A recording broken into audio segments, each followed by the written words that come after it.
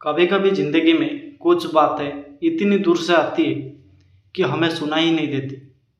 लेकिन जब वो बातें धीरे धीरे हमारे करीब आने लगती है तब हमें समझ में आता है कि शायद दुनिया का नक्शा बदलने वाला है। मुझे आज भी याद है, वो सुबह कुछ अलग थी। सूरज तो रोज की तरह ही निकला था, लेकिन न्यूज़ चैनलों की हेडलाइंस में एक तूफान उठ चुका था। डोनाल्ड ट्रंप ने भारत को लेकर कर दिया बड़ा ऐलान। ये वो वाक्य था जो पूरी दुनिया के न्यूज रूम में गूंज रहा था, ट्वीट पर ट्रेंड कर रहा था। अमेरिका से लेकर ऑस्ट्रेलिया, जापान से लेकर जर्मनी तक हर जगह एक ही सवाल कि ट्रंप ने अब क्या कह दिया। दोस्तों, मेरा सफ़र भी वहीं से शुरू होता है जहां एक सुपर पावर का लीडर भारत के बारे में अपनी पॉलिटिक्स से कहीं आगे की बात कर रहा था कि India is the future, we will ensure a special economic partnership that will surpass our previous records। दोस्तों, ये डोनाल्ड ट्रंप के वो शब्द थे जिन्होंने सियासी भूचाल ला दिया। अमेरिका, जो हमेशा से अपनी शर्तों पर रिश्ते बनाता है, वो आज भारत को स्पेशल स्ट्रैटेजिक पार्टनर बनाने की बात कर रहा था।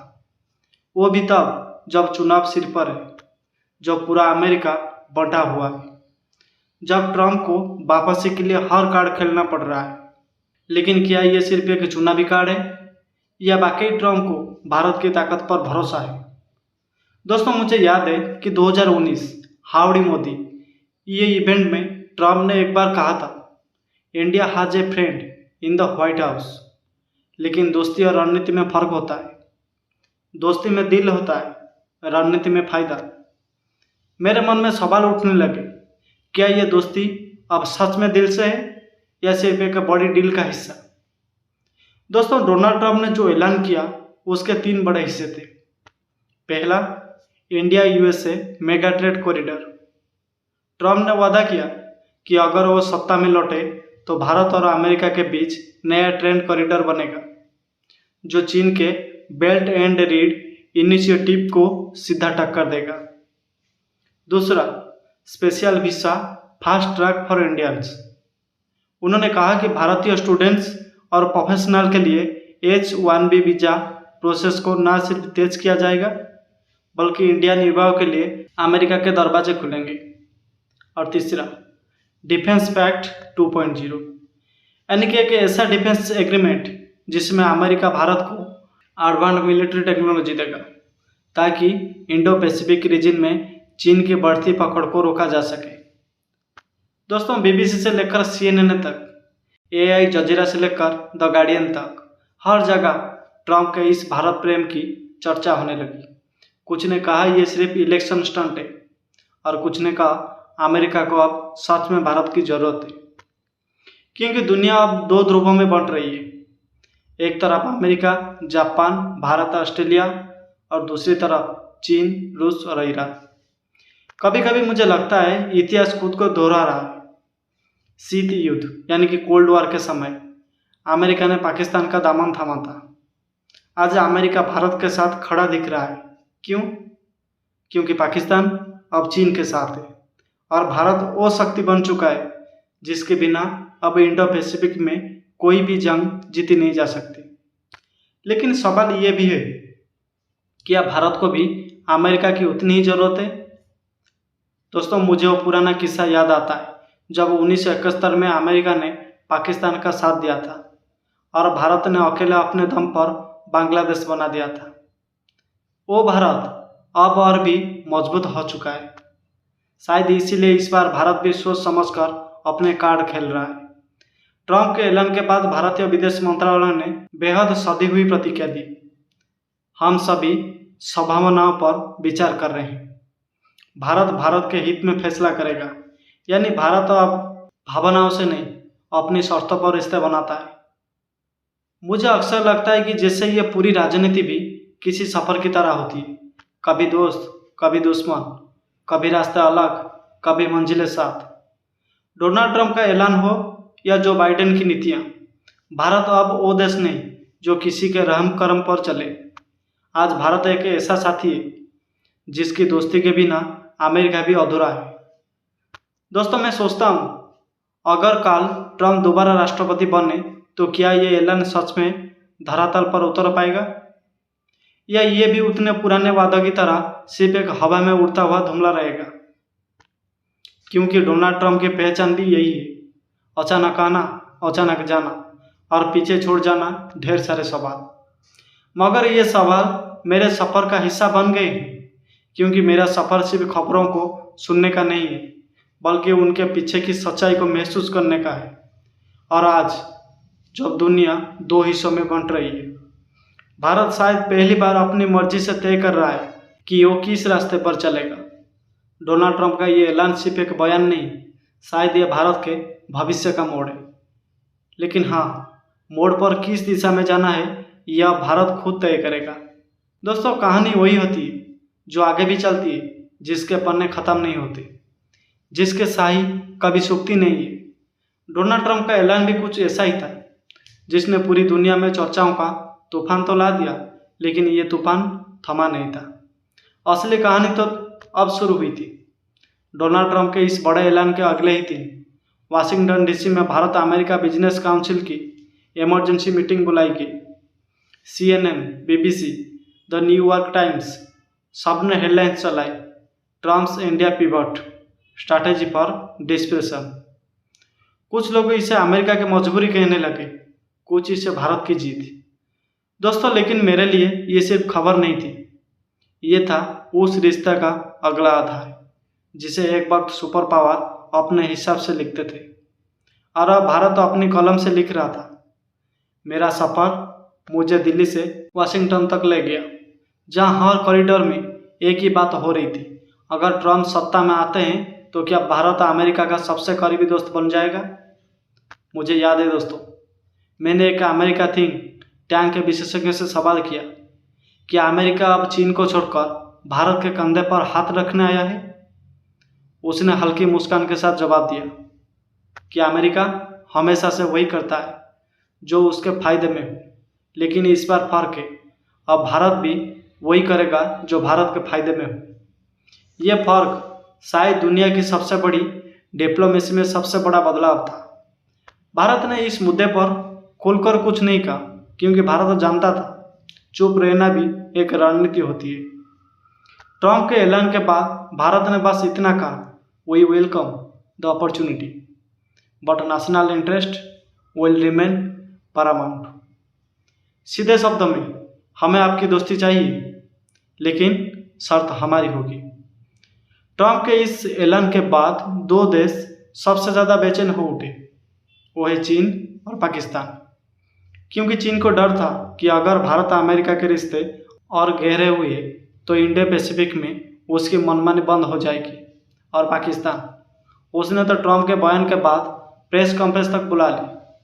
पाकिस्तान के विदेश मंत्री ने कहा, अगर अमेरिका भारत को इतना महत्व देगा तो दक्षिण एशिया में बैलेंस बिगड़ जाएगा। लेकिन दोस्तों, पाकिस्तान भूल गया था, अब दुनिया पुराने बैलेंस पर नहीं चलती, अब दुनिया उन पर चलेगी जिनके पास आत्मनिर्भरता और आत्मविश्वास है। भारत आज वही है। ट्रंप ने भारत को क्या दिया? शब्दों में दोस्ती या वाकई भविष्य की एक साझेदारी? इसका जवाब ढूंढने के लिए मुझे अमेरिका राजनीति के गलियों में जाना पड़ा। मुझे समझ आया कि ट्रंप का असली मकसद क्या था। अमेरिका अब चीन के खिलाफ दो मोर्चा पर लड़ रहा था, एक आर्थिक मोर्चा, दूसरा सैन्य मोर्चा। ट्रंप जानते थे चीन को घेरने के लिए भारत से बेहतर विकल्प कोई नहीं, लेकिन भारत को भी अब यह समझ आ गया था कि अमेरिका का दोस्त बनना मतलब किसी की कठपुतली बनना नहीं है। भारत अब समझदारी से अपने पत्ते खेल रहा था।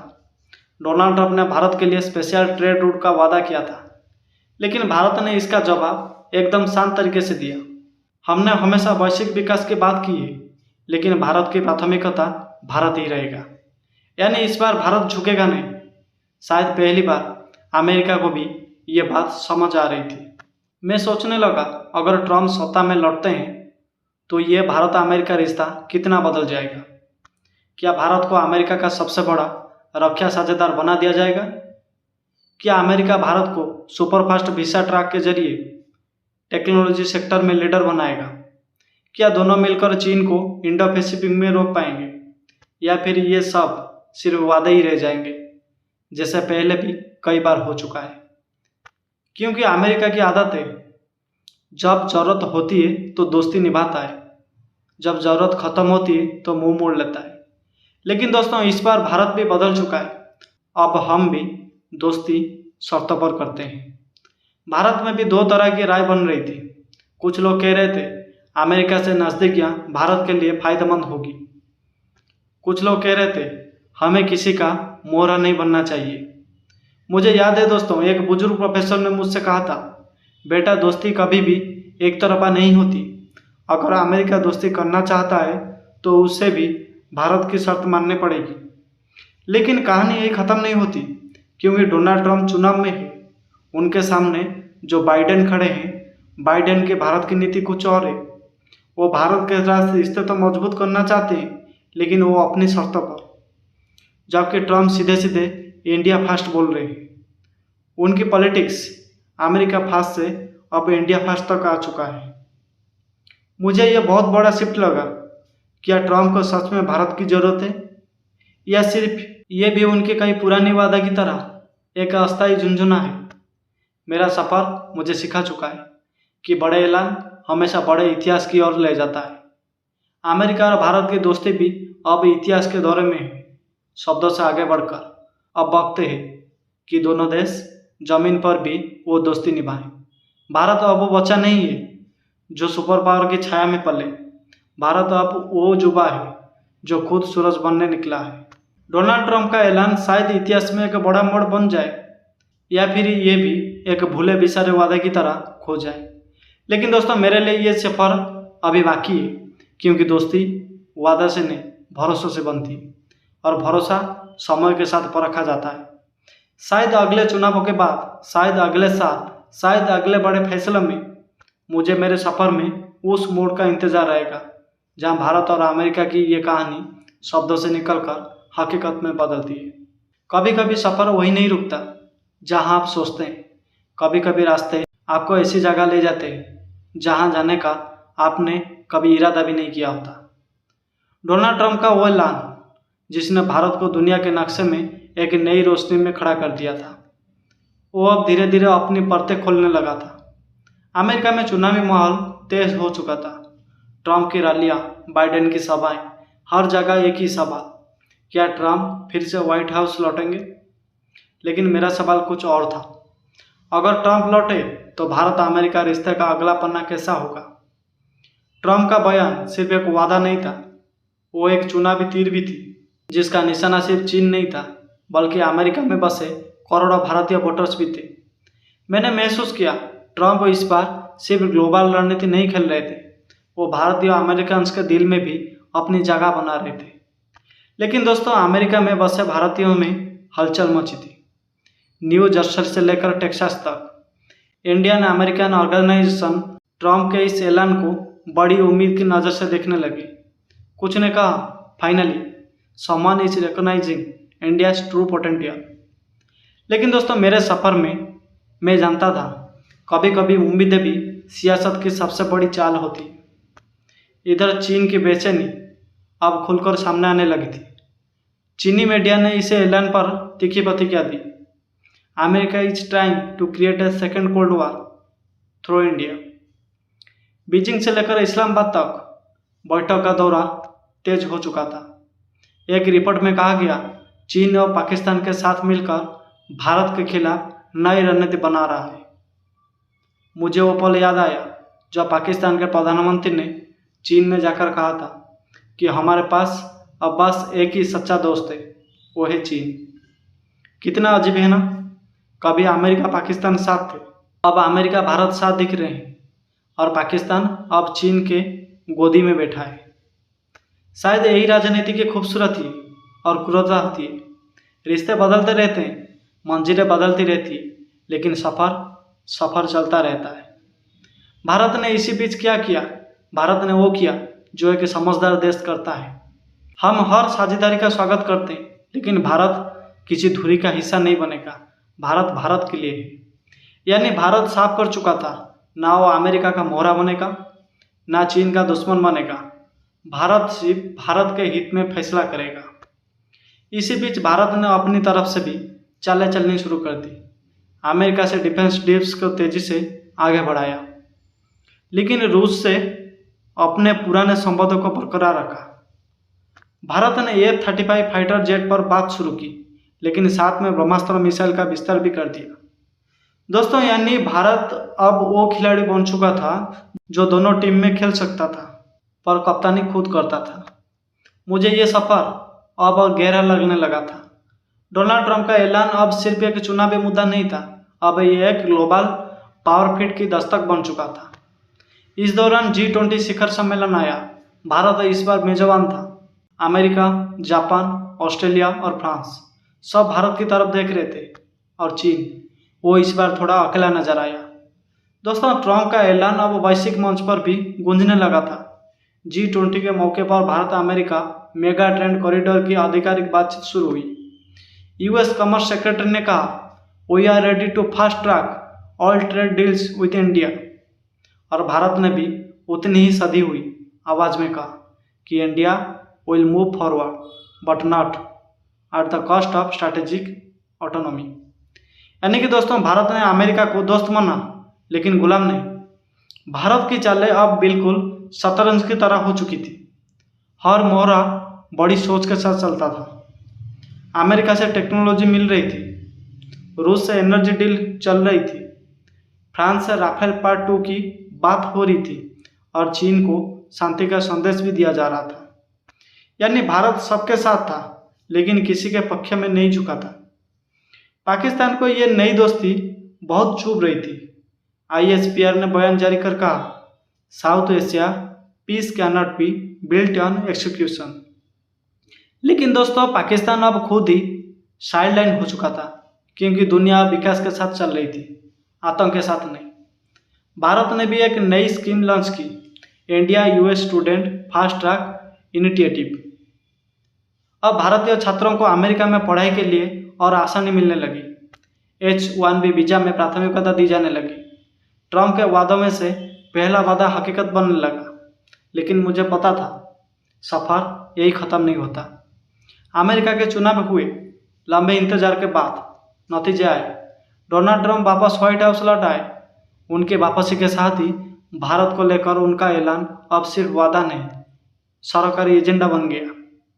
उन्होंने शपथ लेते ही कहा, India will be our strongest partner in the Indo Pacific. दोस्तों, अमेरिका संसद में इस बात पर तालियां बजी, लेकिन भारत में सिर्फ एक बात गूंज रही थी, अब हमें अपने फैसले खुद लेने हैं। भारत ने तुरंत जवाब दिया। भारत अपनी स्वतंत्र विदेश नीति के साथ अमेरिका का स्वागत करता है, लेकिन निर्णय हमेशा भारत के हित में होंगे। यानी भारत अब अमेरिका का दोस्त तो था, लेकिन बराबरी वाला दोस्त। शायद ये डोनाल्ड ट्रंप का सबसे बड़ा सरप्राइज था। भारत अब किसी का जूनियर पार्टनर नहीं बनना चाहता। मेरा सफर मुझे आज इस मोड़ पर ले आता है कि जहां दोस्ती, रणनीति और सम्मान तीनों एक साथ खड़े हैं। ट्रंप का ऐलान अब असल में भारत के लिए नए एक्शन लेकर आया था, लेकिन इस बार भारत ने दुनिया को बता दिया था, हम तुम्हारे दोस्त बनेंगे, तुम्हारे साथ चलेंगे, लेकिन अपने रास्ते से। दोस्तों, मुझे इस सफ़र में ये सबसे बड़ी सीख मिली। जब आप खुद को पहचान लेते हैं तो फिर दुनिया भी आपको पहचानने लगती है। डोनाल्ड ट्रंप का ऐलान, भारत का आत्मविश्वास, चीन की बेचैनी और पाकिस्तान की हताशा, ये सब राजनीति के हिस्से हैं। लेकिन मेरा सफ़र सिर्फ राजनीति नहीं, खुददारी का सफ़र भी है, और ये सफ़र अभी भी जारी है, क्योंकि भारत अब रास्ते नहीं ढूंढ रहा, भारत खुद रास्ता बन रहा है। तो दोस्तों, इस विषय को लेकर आपके मन में जो भी राय है हमें कमेंट बॉक्स में ज़रूर बताइए, और वीडियो को ज़्यादा से ज़्यादा शेयर कीजिए, और हमारे चैनल को पहली बार आए तो सब्सक्राइब करके बेल आइकन को दबा दीजिए। धन्यवाद दोस्तों।